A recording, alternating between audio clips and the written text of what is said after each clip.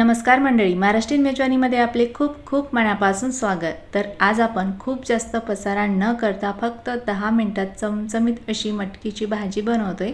तर भाजी बनवण्यासाठी इथे मी 1 वाटी भरून मोडाची मटकी घेतली। आता भाजी बनवण्यासाठी आपल्याला एक छोटंसं वाटण तयार करायचं। त्यासाठी इथे मी 1 टोमॅटो कट करून घेतला, 1 कांदा कट करून घेतला, 6 ते 7 लसणाच्या पाकळ्या, 2 ते 3 अद्रकचे तुकडे, त्यानंतर 2 चमचे खोबरे खिसून घेतलं आणि भाजून घेतलं आणि थोडासा कोथिंबीर घेतला आहे। घेतलेले सगळे मसाले आपल्याला मिक्सरच्या भांड्यामध्ये टाकून घ्यायचे आणि हे सुरुवातीला मसाले पाणी न टाकता ग्राइंड करायचे आणि त्यानंतर पाणी टाकून मसाल्याचं स्मूथ वाटण तयार करून घ्यायचं। तर या ठिकाणी मसाल्याचं वाटण ग्राइंड करून घेतलेलं आहे। ग्राइंड केलेलं वाटण थोड्या वेळासाठी बाजूला ठेवायचे। त्यानंतर गॅसवर कढई ठेवली आणि कढईमध्ये 4 ते 5 चमचे तेल गरम करून घेतलं।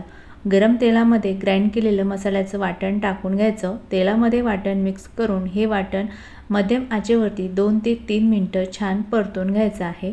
तर या ठिकाणी 3 मिनिटं वाटण परतून घेतले आणि बघू शकता मसाल्याने छान आता तेल सोडलेलं आहे। आता या मसाल्यामध्ये अर्धा चमचा धने पावडर, अर्धा चमचा जिरे पावडर, अर्धा चमचा कांदा लसूण मसाला घालायचा आणि अर्धा चमचा लाल मिर्च पावडर घालायचं आणि पाव चमचा हळद घालायची आहे। सर्व मसाले मिक्स करून घ्यायचे आणि सर्व मसाले परत आपल्याला 2 मिनिटं या तेलामध्ये परतून घ्यायचे। 2 मिनिटांनंतर मसाले आपले व्यवस्थित परतून झाले। आता या मसाल्यामध्ये आपल्याला थोडंसं कोमट पाणी घालायचे। कोमट पाण्यामुळे आपले मसाले छान फुलतात आणि स्मूथ सुद्धा होतात। मसाले पाण्यामध्ये व्यवस्थित मिक्स करून झाल्यानंतर गॅसची फ्लेम मध्यम ठेवायची आणि या कढईवरती 2 मिनिटांसाठी झाकण ठेवायचं आहे। 2 मिनिटांनी कढईवरचं झाकण काढून घ्यायचं। बघू शकता मसाल्याने छान तेल सोडलेलं आहे। तर आता हा मसाला मिक्स करून घ्यायचा आहे आणि त्यानंतर आपण जी वाटीभर मोडाची मटकी घेतली होती ती या मसाल्यामध्ये टाकून घ्यायची आणि त्याचबरोबर यामध्ये आपल्याला अर्धा चमचा मीठ टाकून घ्यायचं।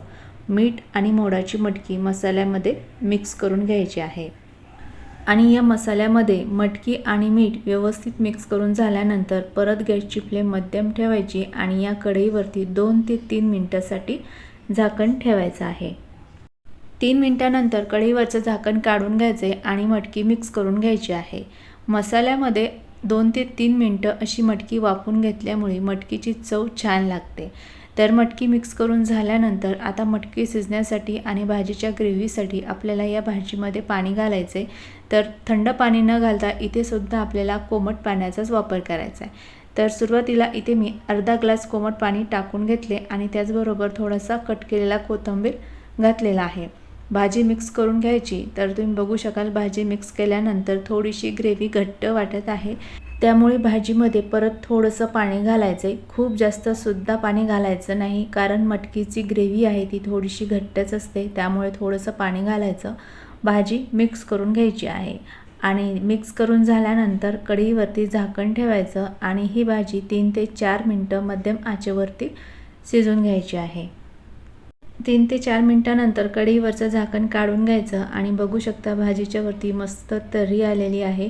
आता ही मटकीची भाजी मिक्स करून घ्यायची आणि भाजीतली मटकी शिजलेली आहे की नाही ते हाताने दाबून बघायची। तर बघू शकता इथे आपली मटकी व्यवस्थित शिजलेली आहे। तर या ठिकाणी खूप मस्त चमचमीत अशी मटकीची भाजी तयार झालेली आहे। तयार झालेली मटकीची भाजी एका सर्विंग प्लेटमध्ये काढून घ्यायची।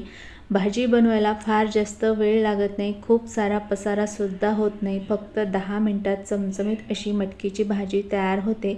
ही मटकीची भाजी तुम्ही वरण भातासोबत तोंडी लावण्यासाठी सुद्धा बनवू शकता किंवा भाजी तुम्ही टिफिनमध्ये सुद्धा देऊ शकता। खूप मस्त भाजी तयार होते।